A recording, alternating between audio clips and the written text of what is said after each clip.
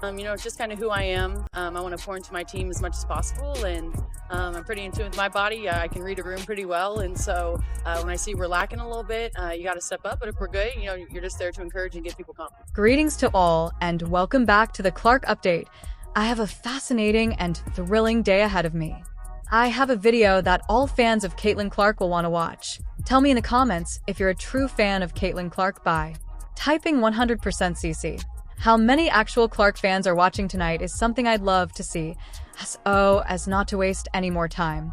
Let's get right into the video for today. Everyone believed they understood Sophie Cunningham's motivation for joining. The Fever of Indiana, protect Caitlin Clark, take on the role of enforcer, keep the novice safe. But what Cunningham recently stated challenges our preconceived notions about their cooperation. This agreement wasn't struck at random. This took 6 years to make. Moreover, nobody could have anticipated Cunningham's level of motivation for battling to serve as Clark's bodyguard. February of 2025, a move by the Fever shook the league. Sophie Cunningham was traded to them from the Phoenix Mercury. In addition, the message was quite clear. Clark needed a bodyguard because Cunningham was about to become the most talked about enforcer in women's basketball. The move made great sense on paper. Clark's first season had been dreadful. Kennedy Carter's check of the shoulder. It caused her to fall to the ground. Brianna Stewart was crushed by the blind screen during a crucial possession. Ari McDonald's dangerous closeout on a three-pointer left Clark sprawled out on the court, taking a short rest. She was passed by Diamond Shields as though she had never been there. The hits persisted. The officials continued to ignore them. With 46 fouls in just her first month, Clark had the third highest total in the league. Each week, Coach Christie's sides would beg the WNBA executives to act by sending them video recordings. Nothing was changed. The league wanted someone who wouldn't just complain about the treatment. There was a need for someone who would act. Sophie Cunningham enters, but nobody knew this at the time. This was not only a strategic acquisition. Cunningham had been getting ready for this moment for over a year. She didn't just accept the part. She fought for it. And when you think about it, you can understand why the Fever wanted her so much. Her history: black belt in Taekwondo at age 6. Despite the fact that her parents were also her teachers, she proudly wore it, presented it to her in jest. The high school football kicker went 2 for 4 on-field goals after the team's starter tore his ACL. Attempts. Please consider liking this video and subscribing to the channel if you enjoy the content. It may surprise you to learn that almost 93% of visitors have not yet subscribed. IT only takes a second and is free. However, it is really important to us. Have you already subscribed? Fantastic. I sincerely appreciate your help. Now, return to the video. Her kindergarten parents voiced their displeasure with her excessive harshness and violence on the soccer pitch. She was not a basketball player. She was meant to be a fighter. She started in the second round and worked her way up. Draft selection to a reliable starter who averaged double digits over her 6 years in Phoenix. She knew what it required to succeed in this league. Now, she was employing all of her skills to protect the most watched player in the history of the WNBA, but Cunningham's journey to that point reveals everything about her mentality. She went on to become Missouri's all-time leading scorer. 129 career begins with an average of 5.4 rebounds, 3 assists, and 17 points every contest. She led the Tigers to 4 consecutive NCAA tournament appearances. She was the sole participant in that. During her final year, she averaged 17 points, 200 rebounds, 83 pointers, and 150 free throws. 3 times, she was chosen for the ALF's Team .2 AP All-America honorable nominations. The gathering was dominated by the hero of the community. She had to deal with the misconception that she was violent despite her achievements. Small-minded and dirty, fans in South Carolina made fun of her. Others questioned her fire. She didn't change. She was able to enter the WNBA by staying true to herself.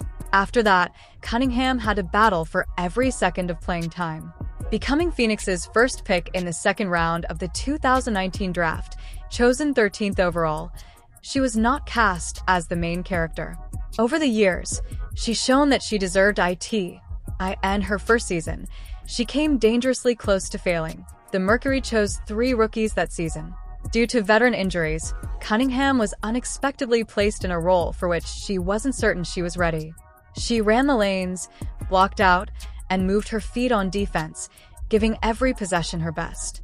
Coach Sandy Brondello praised every one of them, but it wasn't until Cunningham left one evening to battle the fever that she began to lose her shot. She couldn't have missed it. The coach said she was playing so hard that she was eager to request a replacement. Cunningham is exactly that. She doesn't know how to coast. IN 2022. She started 20 of 28 games and averaged 12.6 points and 4.4 rebounds during her breakthrough season. She established a career best against Minnesota with 36 points, including 5 steals and 7 three-pointers. Natasha Cloud praised Sophie after an exceptional performance, saying, "What Sophie does won't always appear on the box score. She plays hard during every possession on both ends of the floor." Cunningham is exactly that. It's essential to winning basketball, but it's not a star.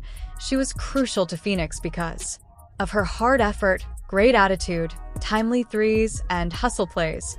She became the 6th starting. The X Factor, the guy who, although not making the highlights, went above and beyond to win games.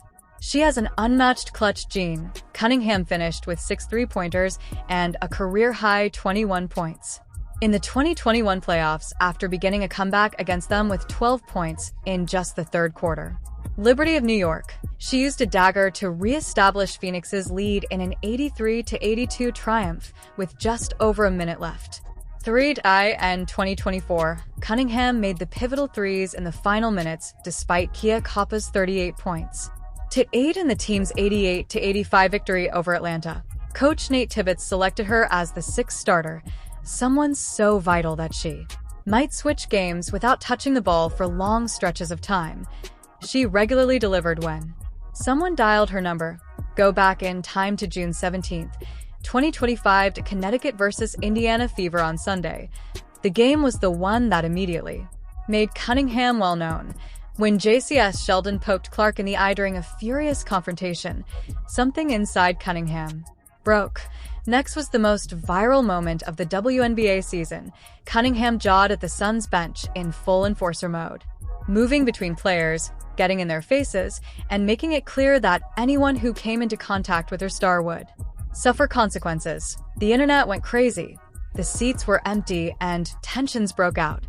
Within a few days, her TikTok fan base grew from 300,000 to 1.4 million. Her tees sold out across the country in a matter of hours. Sports networks frequently aired the video. People were no longer just watching Clark. They were watching her protect her. The enforcer role was becoming standard practice. Everyone was eager to talk about Cunningham's tale. But protecting Clark on the court was just the beginning.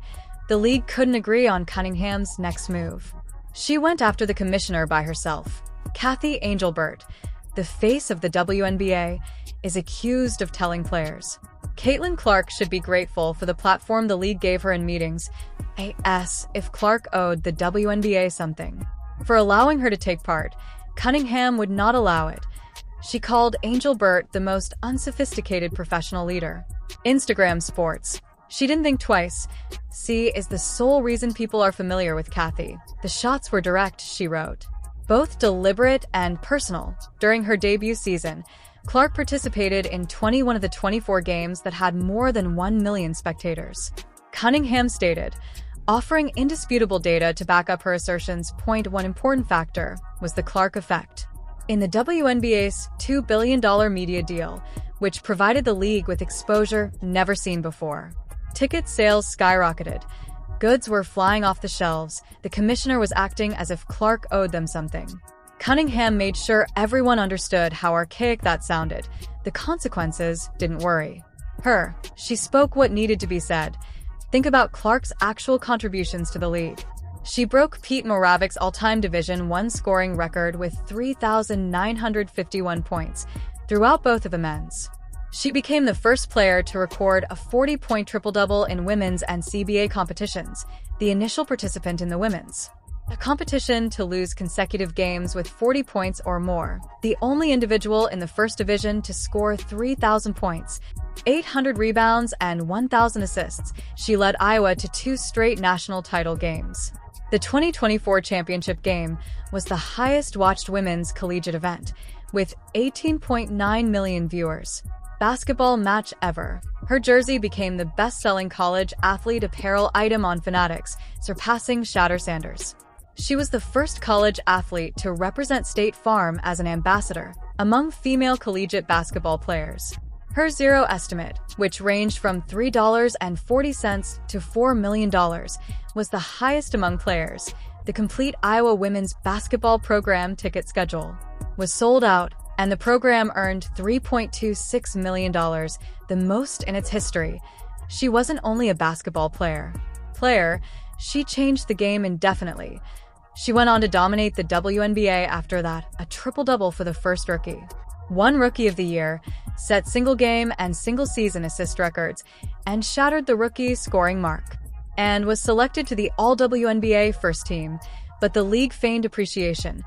Cunningham could see straight through it. As a result, she and the commissioner went to fight. Because of this, she spoke up when no one else would. Criticizing officiating was Cunningham's signature move. In her first season, Clark was the most outspoken individual. Criticizing the referees on social media and in interviews, she frequently chastised officials in public for not providing enough protection. Clark from overly combative play, the controversial no-calls kept increasing week after week. Hard fouls were not penalized. Cunningham persisted in speaking up despite the risk to her personal career, and risky plays were written off as commonplace. She got technical fouls and protested with the referees. She didn't care. Months earlier, Wnba, a former NBA enforcer, had predicted that the Fever was in critical need of Cunningham-like someone who would take proactive steps to shield Clark from the chaos that surrounds her at every game. Instead than merely having fun with her, Cunningham fully embraced that stance. Dim the repercussions.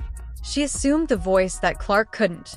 Regarding what the experienced could do, the rookie had to bite her tongue.